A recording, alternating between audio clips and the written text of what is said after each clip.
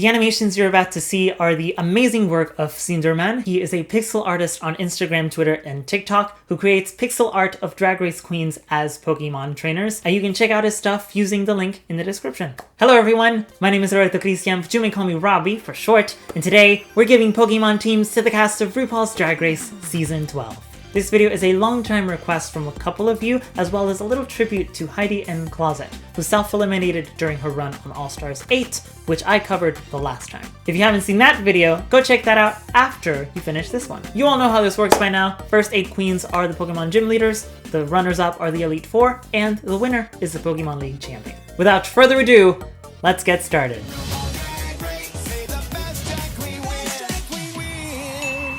Get ready to live a little and sin a lot. Let's begin with our first gym leader, Dahlia Sin. Dahlia's time on Drag Race was short-lived, but she thankfully had a recurring joke that kept her on the show for a little bit more time. I was conflicted on what to give Dahlia because there are multiple Pokemon that work with her style. I thought of Grass because of the Dahlia flower, or Dark for the other part of her drag name, but I ultimately decided on Normal as the other queens had choices that better fit their themes. Her first Pokemon is Baniri, based on her Buttons and Bows runway. This choice was very simple, as the look felt bunny-inspired. As the first gym leader, we must keep her team underleveled, hence the choice of Baniri. I like to imagine that during a rematch, her fully evolved team would include a Mega Lopunny. Playboy bunny costumes are quite popular in Japanese adult media, which likely served as inspiration for Lopunny's feminine figure, and it fits perfectly with Dahlia's flirty and provocative drag aesthetic. Her second Pokemon is Pansage, based on her performance in the world's worst improv challenge. Dahlia will forever be remembered on Drag Race as a fierce Brock ally. What better Pokemon to give her than Pansage, who has a broccoli-like bush on top of its head. Now I know that Pansage isn't a normal type, but I know I would get crucified in the comments for not including this. Besides, Pansage can learn plenty of normal type moves, and there will be other instances in this video of Pokemon that don't match a queen's type. Our next gym leader is the crazy and highly energetic Rock M. Sakura. Rock was another queen I struggled with choosing a type, as there were a couple of different Pokemon that could have worked for her. I could have gone for fighting, as her drag name references the Rock'em Sock'em box, but I chose grass instead, as her drag style is more floral and colorful. Her first Pokemon is Cherrim, based on her spring look. Her look has multiple floral designs that reminded me of Cherrim, particularly on her chest and around her sleeves. Her full drag name is Rock M. Sakura, so it felt necessary to include the cherry blossom-inspired Pokemon on her team. Her second Pokemon is Ivysaur, based on her season premiere red carpet look. Rock's style of drag incorporates much of Japanese culture, which is sometimes known for its maximalist influence. As Ivysaur evolves, it gets more and more eccentric, with its mega evolution as Venusaur matching that over-the-top design. As a second gym leader though, we would keep her team underleveled for the player to experience a fair battle. Our third gym leader is the ever-gorgeous and model-esque Nicky doll. Nicky constantly serves effortless beauty, often with airy and flowy gowns, so I thought it would be interesting to explore a flying type specialty. Her first Pokemon is Vivian, based on her spring runway. It felt necessary to include a Pokemon that was introduced in Kalos, as Nicky Doll is the host of Drag Race France, and Kalos as a region is based on that same country. Spring is typically associated with butterflies and pollination, and I chose an elegant pattern specifically as it closely matches this dress. Her second Pokemon is Skarmory, based on her Planet of the Capes runway. She mentioned during the confessional that she took inspiration from Joan of Arc, who was a patron saint of France. Joan of Arc used to wear men's armor, as the women of that time weren't supposed to go to war. The look is an armored leotard with a white cape, brown feathers, and an arm that looks like pieces of a soldier's armor, all of which reminded me of Skarmory. Her final Pokemon is Pidgeotto, based on her unaired Stars and Stripes look. I mainly chose this look because I like to imagine that during a rematch, her fully evolved team would include a Mega Pidgeot. In its Mega Evolution, it bears more blue and red feathers evocative of the French flag. Pidgey's evolutionary line is based on pigeons, which can be found everywhere around the Eiffel Tower, a structure heavily and unnecessarily romanticized by the US. I also think it's funny how Nicky's hair out of drag kind of looks like Pidgeotto's crest. She's a little bit spooky, a little bit insane. Our next gym leader in our list is Aiden Zhane. She's a self-proclaimed bedroom queen with a knack for disturbing and alternative drag, which garnered her a dark-type specialty in my book. Her first Pokemon is Malamar, based on her look for the grand finale. This is hands down the best look that Aiden presented in the entire show. It's dark, very beautiful, and a little twisted. Why I like the choice of Malamar though is because the shape of the dress resembles Malamar's design, as the purple tentacles is comparable to that extravagant black and beige black piece. Her second Pokemon is Galarian Linoone, based on her Castruvia look. This evolutionary line is famously known to be inspired by Kiss. There's the black and white makeup, the star shape around the eye, it even has a long tongue. This rock and roll kind of look reminded me of that style, and it felt like a perfect match for Aiden. Her final Pokemon is Absol, based on her Snatch Game performance. Aiden's performance was arguably the worst in the history of Snatch Game. While some terrible performances in Drag Race can at least be entertaining in a cringy way, Yurika's roast from season 13 for example, Aiden's Snatch Game was especially disastrous because it wasn't even enjoyable. As the fourth gym leader, this would be the first instance in which she as the player would encounter Mega Evolution. Absol is categorized as the disaster Pokemon, and if you're familiar with Absol's Pokédex entries, you know that it's known for sensing impending disaster. And girl, that Patricia Quinn was indeed a disaster. Next we have everyone's favorite filter, and Aiden's arch nemesis on the show. Brita has the most obvious choice for a type specialty, as her drag name is literally based on a brand of water filters. Her first Pokemon is Lapras, based on her frozen Eleganza runway. This was by far Brita's best moment on the show. It felt necessary for me to include an ice type as a nod to her lip sync of Let It Go. The iridescent fabric also made me think of the ring of ice particles circling its shell while it's in its Gigantamax form. Her second Pokemon is Pyukumuku, based on her red carpet look for the season premiere. Brita is the first contestant to be of Polynesian descent on the show. The dress and floral crown also reminded me of Te Fiti from the movie Moana. I also wanted to include her heritage in some way, as Pyukumuku is originally from the Alola region, which is based on Hawaii and other Polynesian islands. Her final Pokemon is Gyarados, based on her Castruvia look. At first opportunity, she would Mega Evolve her Gyarados to give her an advantage in battle. I paired Gyarados with this look for its blue color scheme and edgy style. Plus, the large fin along its back looks like Brita's mohawk-like hair. Put your hard hats on, because our next gym leader is all about being safe. If Zhane sees this, she might kill me for that. Zhane is a queen that has already been discussed in a previous video, as she participated in All-Stars Season 6. She retains her Steel-type specialty, as her drag name comes from a band of backpacks, and backpacks have zippers that are made of metal. Her first Pokemon is Alolan Sandslash, based on her frozen Eleganza runway. I couldn't allow myself to keep her same team for my All-Stars 6 video, so I made a couple changes that made sense for Zhane's runway package this season. This regional form of Sandslash is the only Ice and Steel-type Pokemon available. However, I enjoy how the icicles on this outfit look like Sandslash's spikes. You can even compare the pointy ends of her fingers to Sandslash's claws. The second Pokemon is Cinderace, based on her Lady Baller runway. Many fans of my videos commented on how they saw Zhane as a fire-type specialist. Zhane is part of the musical group Stephanie's Child, along with Rosé and Laguna Blue. The former is a Grass-type Elite Four member, according to my Season 13 videos. The latter hasn't been on Drag Race, though she'd be a Water-type specialist if she was. I'm assuming that a Fire, Water, and Grass core was a very appealing idea,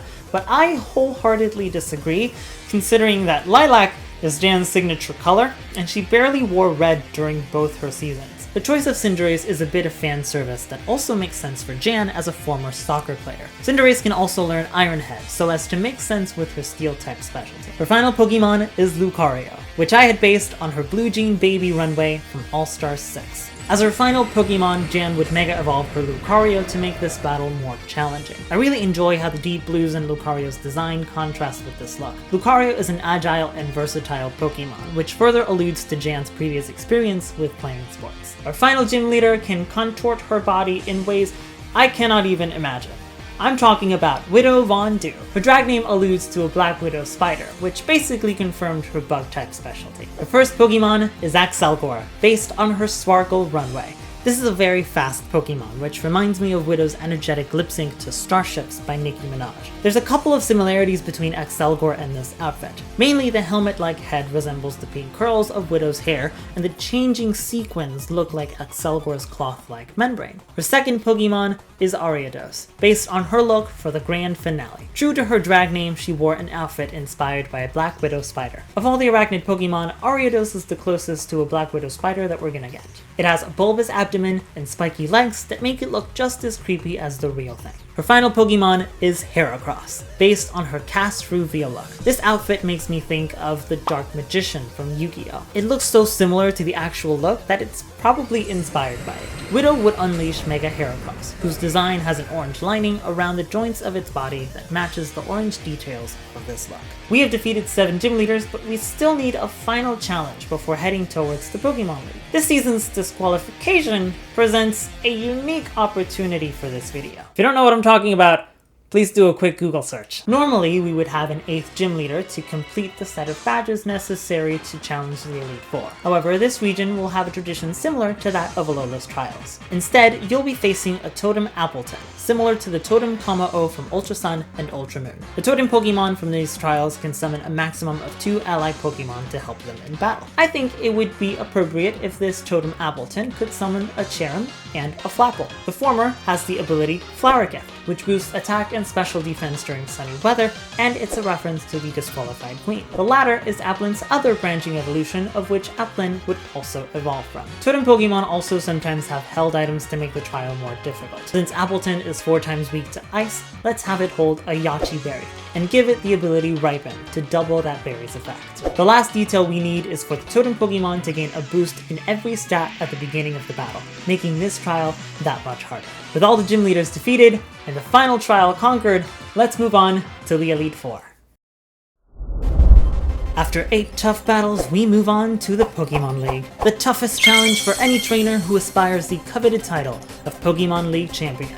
But first, they must defeat the members of the Elite Four, in this case, 4 of the runners-up from this season. Let's start with Heidi N. Closet, who quickly became the gap-toothed hallmark of the franchise. Heidi is a very big Pokemon fan, and I hope she sees this video. I did a quick search online and found a TikTok comment that asked what type she'd be if she was a gym leader, and she said she'd like water or fairy. Since Brita is already our water type specialist, let's give Heidi a fairy type specialty. Her first Pokemon is Sylveon, based on her famous now runway from All-Stars 8. Heidi's favorite Pokemon is Jolteon, so why not have a different one of Eevee's branching evolutions? As soon as I decided on fairy, this look immediately made me think of Sylveon because of its large, colorful ribbons and bows. Her second Pokemon is Darkspun, based on her reunion look for this season. The theme for this episode was a sleepover, which is why most of the queen's looks are in pajamas. I simply liked that Heidi had a dog with her look, hence the choice of Darkspun. Its signature ability, Well-Baked Body, also has good synergy with her next team member,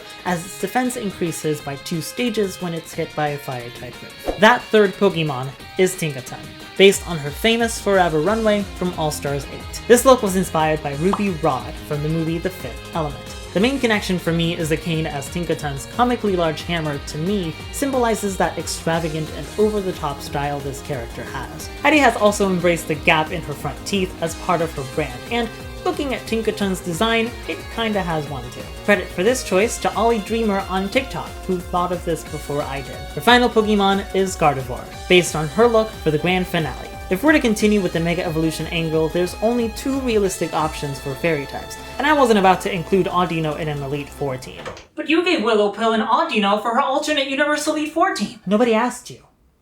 Now get. Whatever, you hypocrite.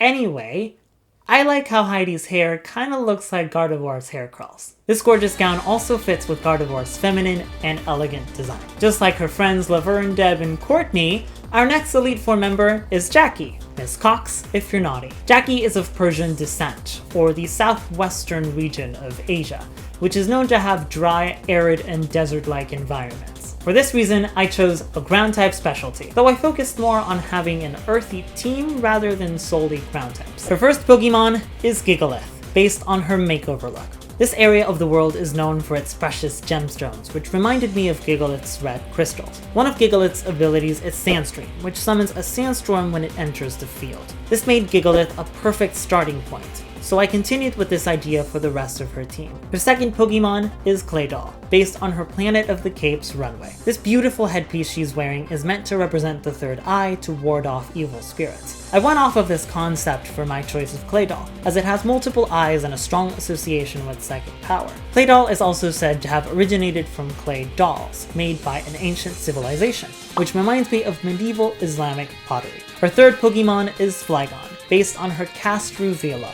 When Flygon comes to mind, I immediately think of the desert area from Pokemon Pearl. As we mentioned before, the Middle East is home to desert environments. I paired Flygon with this look because of its color scheme. The hijab, while a religious symbol of modesty in Islamic practice, can also serve as protection from the sun and the sand, which reminds me of Flygon's red lenses around its eyes. The final Pokemon is Camerupt, based on her entrance look. This was the most straightforward choice of her entire team. Camerupt was a perfect choice, as camels are a commonly known method of transportation in the Middle East.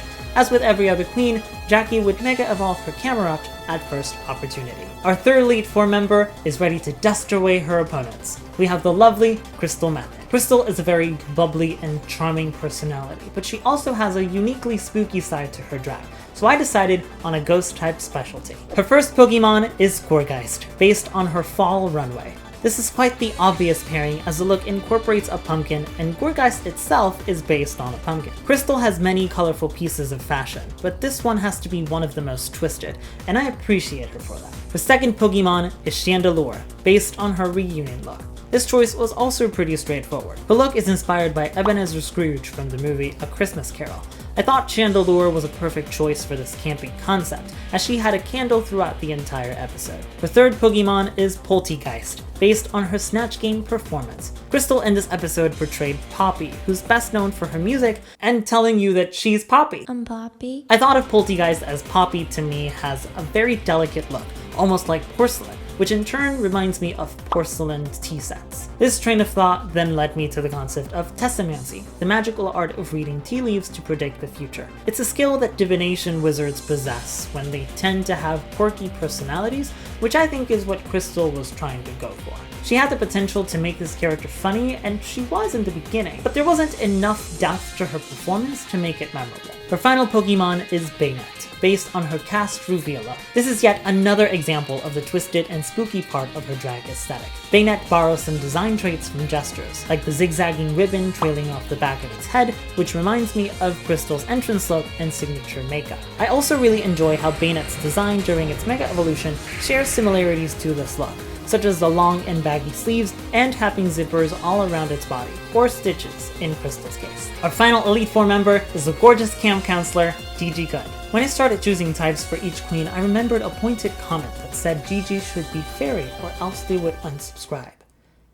Listen, I read your comments and I try to make this work with the suggestions that you guys give me, but I can't please every one of you. It's just impossible. I didn't give Gigi a fairy type specialty, but I gave her a psychic type specialty because both types share some overlap. All I ask is that you please stay subscribed. Please. We're so close to 3,000 and there's more Drag Race seasons on the horizons, and if you unsubscribe, you might miss those. And I might also cry. I'll miss you. But if you want to unsubscribe, you can. I mean, no one's forcing you to stay here. Gigi's first Pokemon is Hisuian Braviary, based on her entrance look. This look is meant to represent the age of piracy, very likely inspired by the war uniforms of French or Spanish colonizers. I thought of Braviary because of its design influences from American culture. It's based on the bald eagle, which is the national bird of the United States, and its crest resembles a Native American war bonnet. Gigi's Stars and Stripes runway plays into this reasoning as well, though. It's ironic to think about how politically indifferent Gigi was on the season, with how highly political the promo, the challenges, and the show in general was during that year. However, since Unnovan Braviary isn't a psychic type, I opted for the Hisuian form, as it's likely based on the Stellar Sea Eagle, which better fits the theme of both this Pokemon's team and the outfit that it was paired with. I like to think that the feather in her cap can be seen as the bushy white feathers atop Hisuian Braviary's head. Her second Pokemon is Hatterene, based on her look for the grand finale. This is not so coincidentally Simone's main Pokemon from my Season 13 videos, and that's important to note, as they are very good friends who helped each other in preparation for the show. I chose this garment as the silhouette matches very nicely with Hatterene's design. Plus, the helmet is a bit of a staple in Gigi's drag, much like the ones she wore in the premiere episode. Her third Pokemon is Hypno, based on her reunion look. I'm sure you can spot the trend by now. Hypno obviously comes from hypnotism, and according to its Pokédex entries, it's able to put anyone to sleep in a matter of 3 seconds. We had to keep the recurring sleepover theme from these reunion looks, so I thought this choice was kind of funny. Her final Pokemon is Metagross, based on her Snatch Game performance. Gigi performed as Maria the Robot, and it was one of the most hilarious characters we've ever had on the show, as her physical comedy was phenomenal. The character is inspired by Sophia the Robot, a social humanoid robot that became the talk of the internet in the late 2010s because of its ability to engage in conversation like a human. This concept of artificial intelligence made me think of Metagross, as its Pokédex entries talk about how its 4 brains are equal or superior to a supercomputer. And why not give a pseudo-legendary to a 4x challenge winner with no bottom placements? Amazing job! We've beaten the Elite Four. Now let's find out what Pokemon our final challenger will face you with.